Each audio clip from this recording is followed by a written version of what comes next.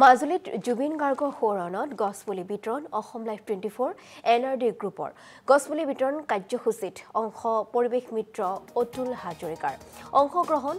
সংগীত বঁটা প্ৰাপক কৰুণা বৰাৰ অধ্যক্ষ নৃপেন দাসক প্ৰশংসাৰে উপচাই পেলাইছে মাজুলীবাসীয়ে জুবিন গাৰ্গৰ সোঁৱৰণত ৰাজ্যৰ বিভিন্ন প্ৰান্তত অসম লাইভ 24 আৰু NRD গ্ৰুপে বিতৰণ কৰিছে গছপুলি আৰু মাজুলীতে গছপুলি বিতৰণ কৰা হৈছে অসম লাইভ 24 অধ্যক্ষ নৃপেন দাসক প্ৰশংসাৰে উপচাই পেলাইছে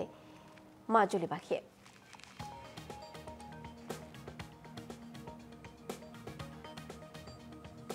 এই চৰাইচুং অঞ্চলৰ বাকৰিৰ পৰা মাজুলী তথা মাজুলীৰ সমগ্ৰ ৰাইজৰ ফালৰ পৰা হিয়া ভৰা ওলগ জনাইছোঁ তেখেতৰ এই কাৰ্য সফল হওক আমি ভগৱানৰ ওচৰত প্ৰাৰ্থনা জনাইছোঁ অসম লাইভ 24 NRD এই কৰ্তৃপক্ষই যি 5 লাখ গছ ৰোপণ কৰাৰ যিটো প্ৰয়াস কৰিছে আমি এই এটকা মহন্তৰ স্থল শংকৰ মাধৱদেৱৰ মিলনভূমি এই পবিত্ৰ ঠাইৰ পৰা আমি সাংঘাতিক ধৰণে ওলগ জনাইছোঁ আৰু লগে লগে আমি শ্ৰদ্ধাৰে সোঁৱৰণ কৰিছোঁ সেইগৰাকী প্ৰাণৰ বান্ধৱ প্ৰাণৰ মানে হিয়াৰ আমঠু জুবিন গাৰ্গ ডাঙৰীয়াৰ যিটো ঘটনা হৈ গৈছে তেখেতৰ দুৰ্ভাগ্যজনক যিটো মৃত্যুৰ বাতৰি আমাক সকলোকে থকা সৰকা কৰিছে মই তেখেতৰ আত্মাৰ চিৰশান্তি কামনা কৰিছোঁ লগতে মই এই আপাহতে তেখেতৰ ন্যায়িক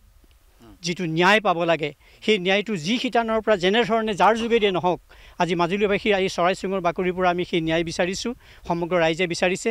আৰু দ্বিতীয়তে চৰাইচুং অঞ্চলৰ এই যিটো পক্ষী অভয়াৰণ্যৰ যিটো স্থল যে গোটেই পৃথিৱীত গোটেই ভাৰতবৰ্ষত গোটেই অসমত তথা মাজুলীকো থকা সৰকাৰ কৰিছে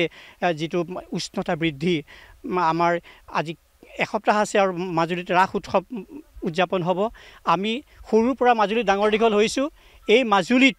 ৰাস চাওঁতে আজি ফেনৰ তলত ৰাস চাব লাগিব এই উষ্ণতা বৃদ্ধি ই এটা জ্বলন্ত প্ৰমাণ গতিকে আমি ভাবোঁ যে আপোনালোকে ND24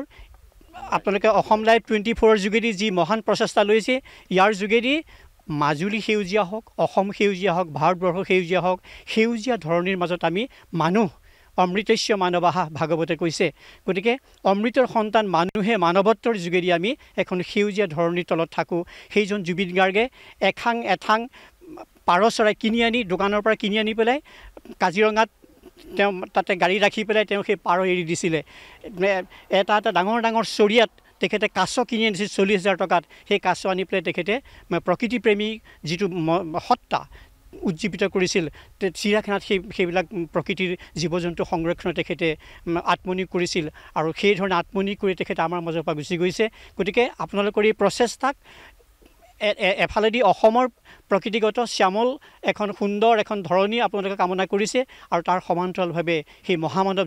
জুবিন গাৰ্গ ডাঙৰীয়াক তেওঁৰ যিটো নেতৃত্ব তেওঁৰ যিটো আদৰ্শ তাক চিৰযুগমীয়া কৰিবলৈ আপোনালোকে যিটো প্ৰয়াস কৰিছে আজি মাজুলীবাসীৰ হৈ সমগ্ৰ অসমবাসীৰ হৈ এই চৰাইচুঙৰ পবিত্ৰ বাকৰিৰ পৰা আমি তেখেতৰ লগত সহযোগিতা কৰাৰ মানসিকতা পোষণ কৰিছোঁ